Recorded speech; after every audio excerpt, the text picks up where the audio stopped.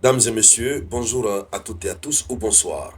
Vous êtes encore une fois les bienvenus ici sur la tribune d'éveil des consciences. Alors, à la une de l'actualité internationale, c'est devenu une habitude pour l'Iran. L'Iran a encore touché très très sérieusement Israël. Oui, et cette fois-ci, comme d'habitude d'ailleurs, ce sont des bâtiments, comme vous pouvez le voir, des résidences. C'est-à-dire, l'Iran ne fait plus de distinction. Le plus important pour l'Iran, c'est de frapper, frapper et frapper. Alors, il faut dire que l'Iran a tellement frappé que l'Occident s'est dit qu'il faut vraiment insister auprès des autorités iraniennes pour reprendre le chemin de la diplomatie. Il faut ça.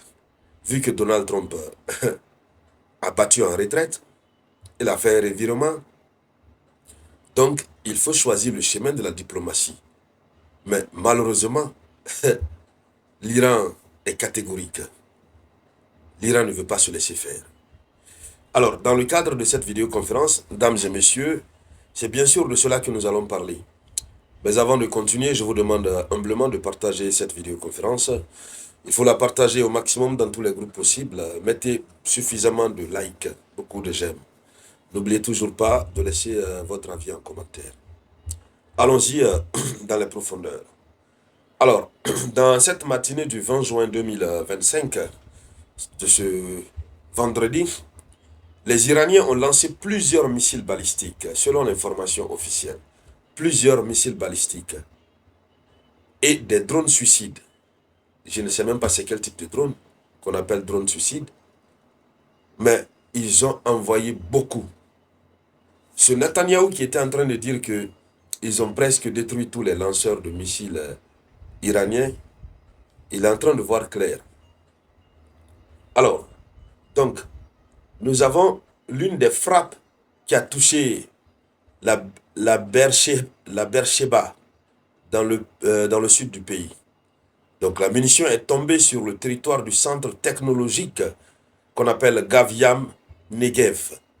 Donc ce sont des centres très importants qui sont visés, ciblés par l'Iran, et l'Iran frappe, l'Iran atteint son objectif.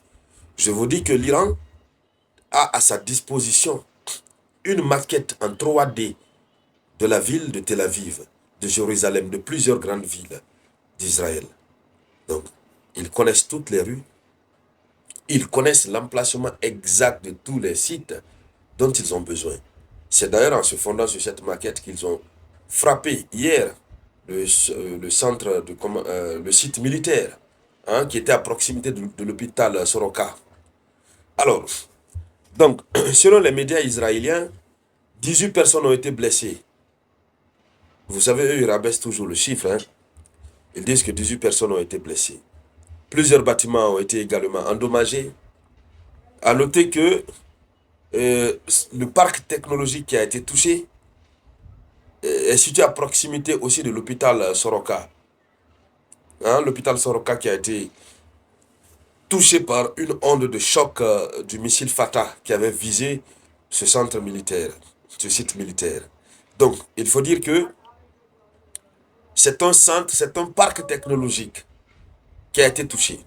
C'est donc une grosse perte pour Israël, puisque aujourd'hui, lorsqu'on parle de technologie, le monde repose sur la technologie. Maintenant, lorsque le parc technologique est détruit, ça veut dire que c'est gâté. Bon, nous avons vu l'institut Weizmann qui avait été touché, là où il y avait des laboratoires et tout ce qui s'ensuit. Voici maintenant le parc technologique qui a été touché. Alors, selon une déclaration faite hier, un peu tard, par des publications du gouvernement iranien au sujet de l'attaque de Soroka, le parc abrite le siège du commandement cybernétique des forces de défense israéliennes. Donc, ça a été mis à l'eau. Le commandement, le centre de commandement cybernétique des forces israéliennes, ça a été mis à l'eau. Dieu seul sait si le parc était vide, s'il n'y avait pas d'humains. Comme ils disent qu'il n'y a eu que 18 blessés, il n'y a pas eu de victimes. Pour eux, à tout moment, il n'y a pas eu de victime. Mais ils sont contents d'annoncer qu'ils ont envoyé au repos éternel tel dirigeant iranien, tel dirigeant iranien. Alors, donc,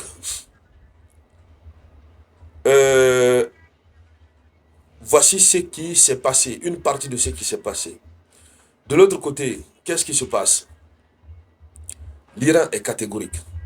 Les Occidentaux, ayant vu que Israël ne peut plus, Israël ne peut pas tenir face à l'Iran, les Occidentaux appellent à une désescalade, appellent à ce que l'option diplomatique soit reprise. Aujourd'hui même, une délégation iranienne devrait rencontrer une délégation européenne à Genève, mais avant même la rencontre, l'Iran est catégorique. L'Iran dit, si Israël cesse ses attaques, ils vont reprendre la voie diplomatique. L'Iran est catégorique. La porte est fermée, pas de négociation. Et l'Iran confirme que ils peuvent, en tout cas ils sont prêts, que leur armée est prête. Ils peuvent continuer la guerre pendant plusieurs années. Ils sont prêts. Leur stock ne va pas s'épuiser. Et on peut comprendre facilement. L'Iran a des soutiens qui sont non négligeables. Hein? L'Iran a des soutiens non négligeables. Déjà, à partir d'hier soir, nous avons constaté que 2 navires chinois ont été envoyés au Proche-Orient. Jusqu'à présent, la situation est floue. On ne sait pas la raison pour laquelle ces navires sont arrivés. Et avant ça, il y a des avions cargo qui ont quitté la Chine et qui devraient atterrir au Luxembourg, mais qui ont disparu des radars à l'approche de l'Iran. Qu'est-ce qu'ils ont envoyé en Iran? Des cargos, hein? Qu'est-ce que la Chine a transporté en Iran? Donc, tout ça, ça suscite de nombreuses questions et qui permettent de savoir quand même si c'est en cachette, que l'Iran est vraiment soutenu. Lorsqu'on voit l'Iran dire qu'eux, ils sont prêts, si c'est la guerre qu'Israël veut, eux, ils sont prêts pour plusieurs années, ça veut dire que l'Iran est vraiment déterminé, l'Iran est prêt. Alors donc, on va voir quelle est la proposition complète que ces Occidentaux veulent faire, puisqu'ils ont dit qu'ils ont une proposition complète totalement à faire à l'Iran, pour que la chose cesse. Alors, on va voir la proposition complète qu'ils vont faire. Et tout ce qu'ils vont dire, on reviendra décortiquer, décrypter ça ici sur la tribune d'éveil des consciences. Donc, mesdames, mesdemoiselles et messieurs, c'est ça la une de l'actualité. En tout cas, l'Iran continue de la plus belle des manières. Merci donc de partager cette vidéoconférence au maximum. Je vous reviens tout à l'heure avec de nouvelles actualités. C'était La Voix